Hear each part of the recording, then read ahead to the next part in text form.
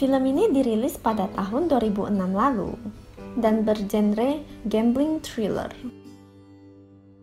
di mana film ini menceritakan tentang seorang pemuda yang akhirnya menjadi ahli dalam berjudi setelah melalui berbagai kesakitan. Yuk, langsung saja kita review filmnya guys, yang berjudul Taza The High Rollers. Diawali dengan seorang pemuda yang bernama Kim Go-ni, seorang tokoh utama dari film ini, sedang berdiri menyaksikan teman kerjanya yang bernama Muso, Mr. Nam, Chun-ji, Jin-sup, dan Jo Sok-hyun sedang bermain judi. Tak lama kemudian, Go-ni pun diajak bermain oleh Mr. Nam. Go-ni pun tertarik dengan ajakan tersebut. Lalu, ia pun mulai mencoba ikut bermain dan meminjam uang 1 juta won kepada Chun-ji. Akan tetapi, setelah bermain, Go-ni kalah telak, membuatnya kehilangan seluruh uang tabungannya yang sudah ia kumpulkan selama 3 tahun terakhir untuk membayar pinjaman tadi. Hal tersebut seketika membuat hidupnya merasa sendirian. Lalu, Go-ni yang saat itu meliburkan diri dari pekerjaan, diminta oleh ibunya Shin Yang-jin untuk menjemput kakaknya Jung-un yang baru saja datang, dan mengatakan bahwa Jung-un baru saja mendapatkan uang tunjangan dari perceraiannya. Go-ni pun bergegas menjemputnya. Tak lama setelah itu, Jung-un pun tiba sambil membawa sebuah tas yang berisi uang dan kembali ke rumah bersama Go-ni. Sesampainya di rumah, ibunya pun ingin pergi keluar bersama kakaknya untuk mengunjungi makam ayahnya Go-ni. Kemudian, Go-ni pun diminta ibunya untuk menunggu di rumah dan menjaga uang tersebut. Entah setan apa yang sudah merasuki Go-ni, ia pun berniat mengambil uang kakaknya itu. Go-ni yang terlihat ragu di awalnya akhirnya mengambil sedikit uang itu untuk bermain judi. Dan ia pun kalah lagi. Karena merasa tidak terima atas kekalahannya, ia pun meminta Sok-hyun yang bermain judi dengannya untuk mengantarnya ke rumah. Ia pun lalu secara diam-diam mencuri seluruh uang kakaknya yang berada di dalam lemari dan kembali ke tempat perjudian. Inilah ya guys, kalau udah kecanduan judi, bahaya. Sesampainya di sana, Go-ni pun dipanggil oleh seorang penjudi yang bermain dengannya, yaitu Jin-sup. Ia mengatakan kepada Go-ni untuk menaikkan taruhan ketika ia mendapatkan kartu per 8, sehingga akan membuat seluruh uangnya yang telah habis itu kembali. Setelah itu, mereka pun kembali melanjutkan permainan. Go-ni akhirnya mendapatkan kartu per 8 di tangannya. Dengan lugunya, ia mengikuti perkataan Jin-sup dan menaruh seluruh uang yang ia punya di atas meja.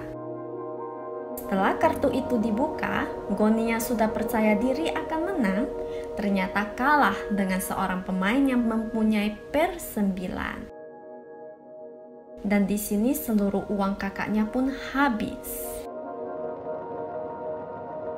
Kemudian terjadilah keributan antara Muso dan Jin-sup. Go-ni yang tak tahan dengan keributan itu langsung memukul Muso. Seketika dari belakang, Sok-hyun pun memukul kepalanya hingga membuat ia pingsan. Setelah Go-ni sadar, ia pun menyesali perbuatannya. Tapi apalah daya guys, nasi sudah menjadi bubur. Di dekat Go-ni, ternyata ada Jin-sup yang mengatakan bahwa ternyata Muso selama ini sudah mengetahui rencana mereka. Dan ia juga yang telah membawa seluruh uangnya. Go-ni pun pergi menemui Mr. Nam untuk menanyakan kemana uangnya, serta kemana Muso pergi. Mr. Nam pun menjawab bahwa uangnya telah dibawa Muso ke Incheon. Ia hanya bertugas membiarkan ia bermain. Go-ni pun menghabiskan waktu 6 bulan untuk mencari Muso ke semua tempat. Dan ia pun tiba di suatu tempat perjudian di Incheon. Di sana, Go-ni membuat suatu keributan dengan mengambil uang para penjudi sambil menodongkan senjata ke arah mereka. Di saat ia akan disergap oleh salah satu orang dari atas, ia pun dibantu oleh Mr. Pyong, bodyguardnya, meminta mereka untuk melepaskan Goni. Jung-in pun memberikan Goni mengambil uang tersebut. Lalu Goni pun bertanya, siapa sih orang itu? Jung-in pun mengatakan kepadanya bahwa ia adalah seorang penjudi terbaik di Incheon. Lalu ia pun pergi membawa uang itu. Goni pun pergi menemui Mr. Pyong di rumahnya. Di sana ia mengatakan bahwa ia ingin diajarin bagaimana menjadi seorang penjudi yang ahli. Mr. Pyong pun meminta ia untuk memperlihatkan tangannya. Dan di saat itu ia mengatakan kepada Goni untuk tidak bermain judi lagi atau ia akan berakhir mati di jalan. Lalu Mr. Pyong pun meninggalkannya. Goni yang terlihat pantang menyerah berusaha untuk meyakinkan Mr. Pyong. Ia pun menunggu dan tidur sampai pagi di depan rumahnya. Mr. Pyong yang ingin melihat sampai di mana keseriusan Goni, kemudian memberikan ia sebuah tantangan untuk bisa mengalahkan seseorang. Goni pun melawan pria tersebut sampai akhirnya ia babak belur. Lalu ia pun bertanya kepada Mr. Pyong apakah ia sudah layak untuk diajari olehnya. Mr. Pyong pun pergi dan berkata kepadanya, aturan pertama penjudi, jadilah seekor binatang terlebih dahulu. Ia pun terus mencoba bertarung dan terus bertarung dengan orang itu. Sampai pada akhirnya ia berhasil mengalahkan orang tersebut, walau itu dengan perbuatan yang curang. Keesokan harinya, Goni pun diterima untuk belajar dengannya. Mr. Pyong kemudian memperlihatkan sebuah trik kartu Hwatu kepada Goni dan menunjukkan cara kerja trik itu, di mana ia bisa mengatur kartu yang keluar sesuai dengan yang ia mau. Hal itu membuat Goni terheran-heran. Mr. Pyong pun mengatakan kepadanya bahwa tangan harus bergerak lebih cepat daripada matanya. Goni kemudian belajar sendiri untuk melakukan trik tersebut. Dan beberapa kali ia sempat menyerah juga. Pada saat jam makan malam, Mr. Pyong kemudian bercerita kepada Goni bahwa di Korea hanya ada 3 penjudi terhebat. Yang pertama, si kuping satu, yang kedua, Agui, dan yang terakhir, dirinya. Si kuping satu dan Agui dulunya pernah ada di satu meja judi. Saat itu, si kuping satu ketahuan melakukan kecurangan saat bermain, dan Agui memotong salah satu kupingnya. Itulah sebabnya ia dijuluki si kuping satu, gengs. Mr. Pyong pun mengatakan bahwa Agui ini adalah orang yang tidak suka dengan perdamaian. Ia dari dulu selalu berusaha untuk bisa bermain denganku dan menginginkan tanganku ini, kata Mr. Pyong. Hari demi hari pun berlalu. Goni yang terus berusaha akhirnya berhasil melakukan trik tersebut.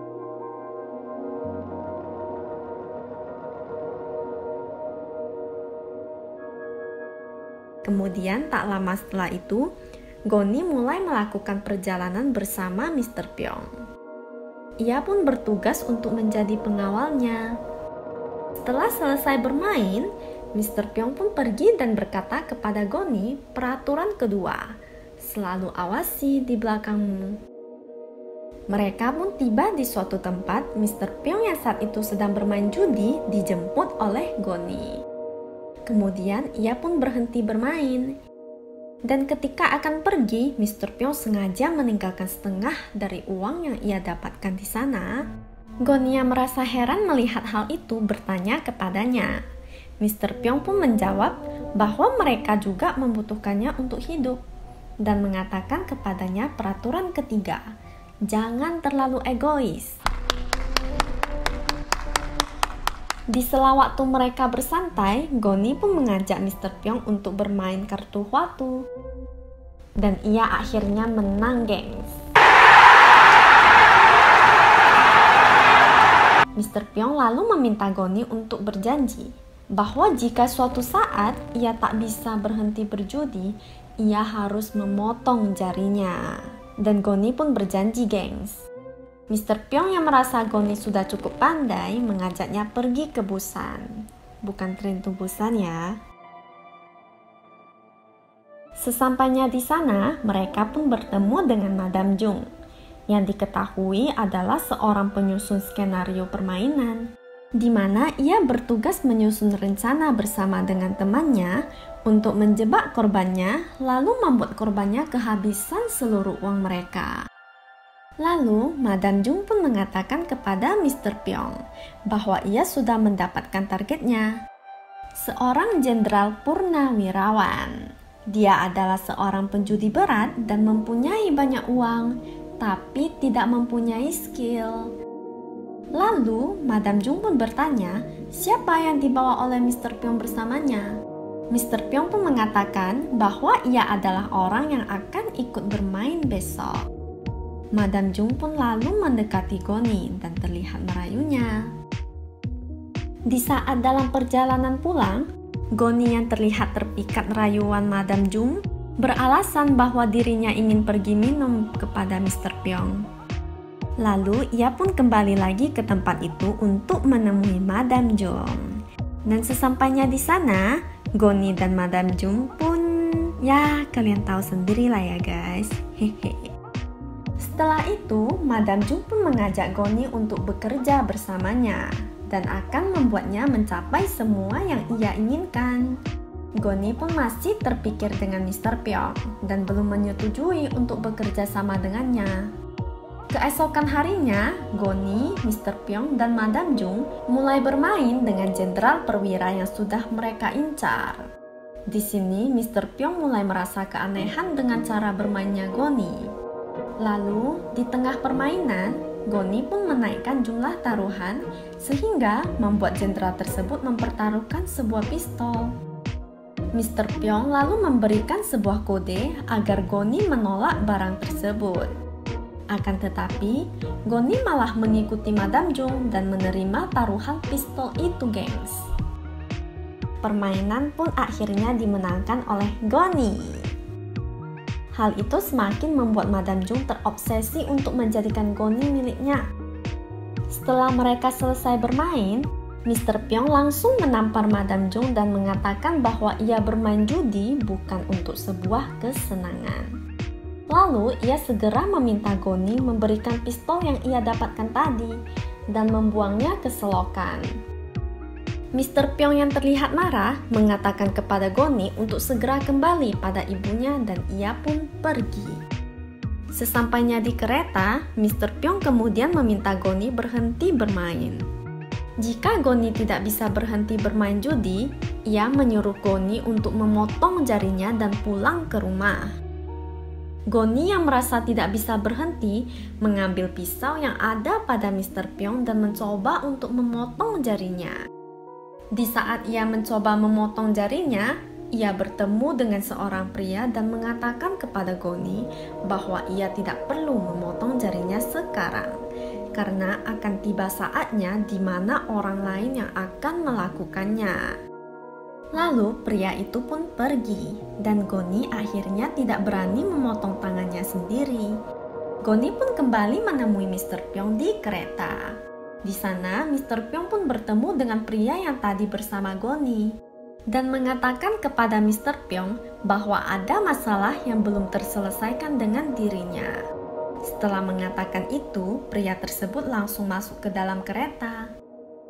Goni lalu bertanya kepada Mr. Pyong, siapa sih orang itu? Ia pun mengatakan kepada Goni, itu adalah Agui.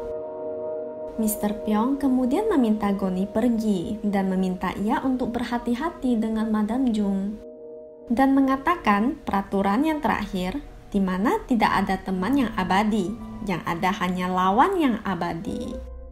Mr. Pyong pun pergi meninggalkan Goni di sana.